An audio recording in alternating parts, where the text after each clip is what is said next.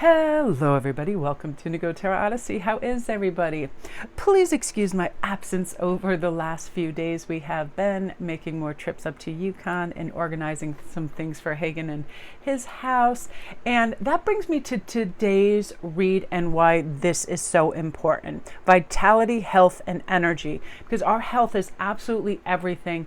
And there's just a few little things orbiting in my world within my family where my husband, Ian's foot has been bothering him to the degree where he has to keep it up some of the time. It's just this weird thing that just showed up.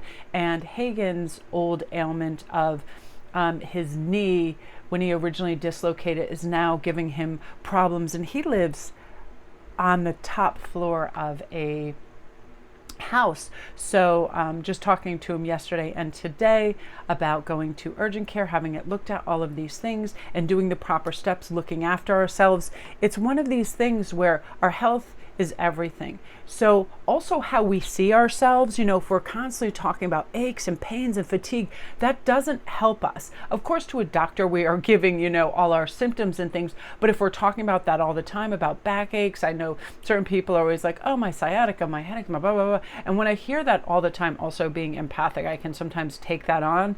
So I have an understanding, of different people's levels of pain and how they deal with it. But something that helps us within all of this is a few affirmations. I was talking to somebody this morning about this, and then it just led me to this read, because this being everything, how we speak to ourselves is what empowers us or disempowers us. So I love the affirmation: I easily attract good and positive energy to my mind, my body, and soul.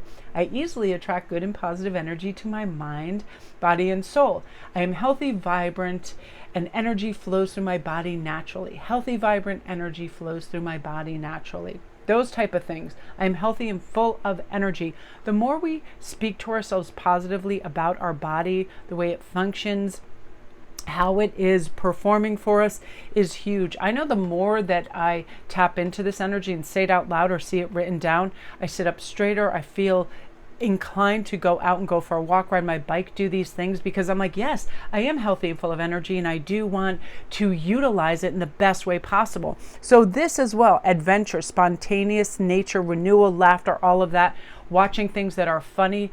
That is such an energy that's so filled with robust renewal and restoration, because it allows our mind to just be alleviated from any stressful thinking or being in that sad orbit of whatever. It could be debt or work that we have to do. And when we get in that, we do not feel as filled with energy, right? Because it's oppressive energy. So we move into this.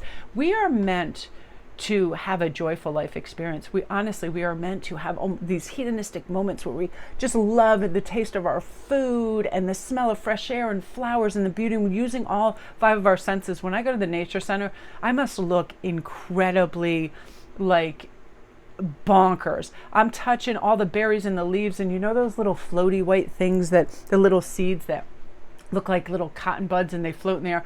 Every time I pass one of those, I have to pull some out and blow them in the air, and then I start laughing. It's like I'm a tripping out fairy or something.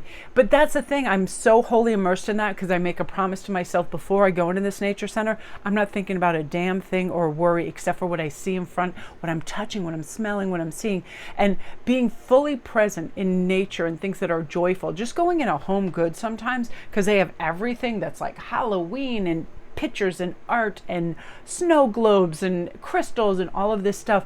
I make it a point to be like an adventure and go up and down every aisle and look and touch everything, because that opens up the lens of possibility and beauty and creation. That's another thing. Be assured that all of these wonderful things are out there to motivate you and help you and send you positivity and oneness with others that get excited. I like to look at other people around the store. If they're not arguing or losing their minds, like I don't do this in an IKEA, I get in and out of an IKEA, but I will go in And I will just literally touch all the things that are beautiful and sparkly and smell the candles.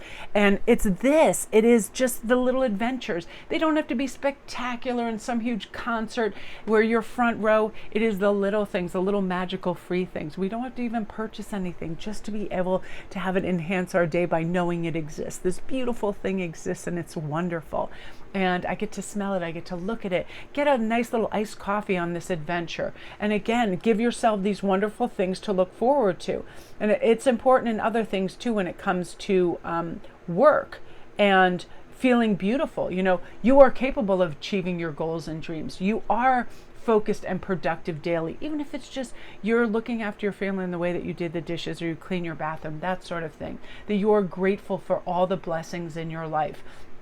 Most important though, we have to be confident in our abilities and believe in ourselves, even for the smallest things. And I do little test runs on things too. If I'm out on my bike, I'm like, oh, I could go this amount of miles, but I'm going to make sure it's in a beautiful environment where it's, you know, just tree lined with big, beautiful. We have these really great, amazing weeping willows in this one area.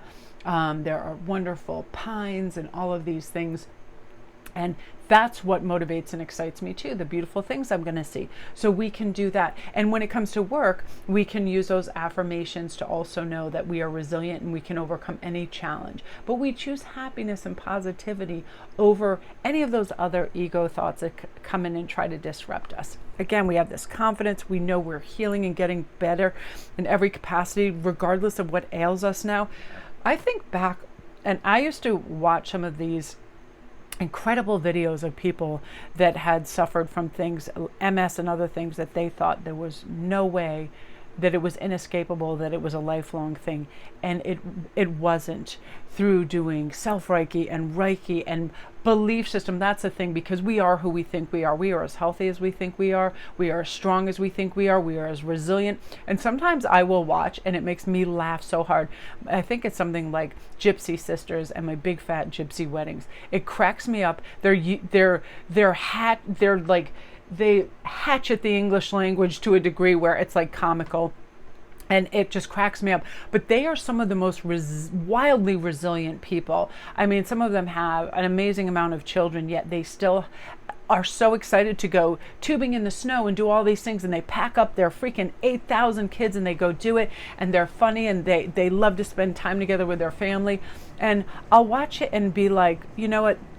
As wild and crazy and fighting and rednecky as they can be at times, they are like these wonderful, crazy family units where they love to enjoy life. They love the good food, they're cooking, they love to go out on these adventures and things. And it's like, that's another thing to broaden your horizon, to realize that there's all these wonderful little cultures right in within, you know, the country I live in. It's only a few states away where a lot of the gypsies have landed in West Virginia and things like that. And it's so inspiring in that regardless of income, regardless of what society thinks of them too, because oftentimes they are shunned from certain entertainment and venues. They think that they're rowdy, so they can't book their weddings, other things like that. They still thrive. And there are all kinds of cultures that do this. And everybody has their own wonderful little medicinal things that they try and beauty things that they try. And it all just comes down to, are you cultivating a great life through connections with your family, with nature, and yourself, and knowing that you can overcome anything, and that you embrace change and adapt with grace, and you move with grace and elegance as much as you can. You know, you just do.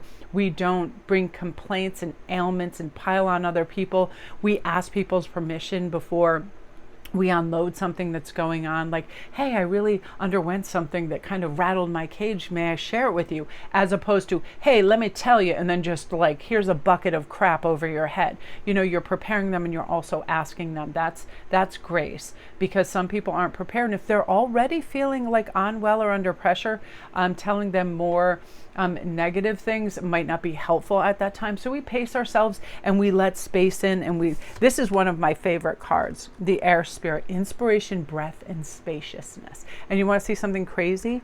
I actually painted this purse behind it.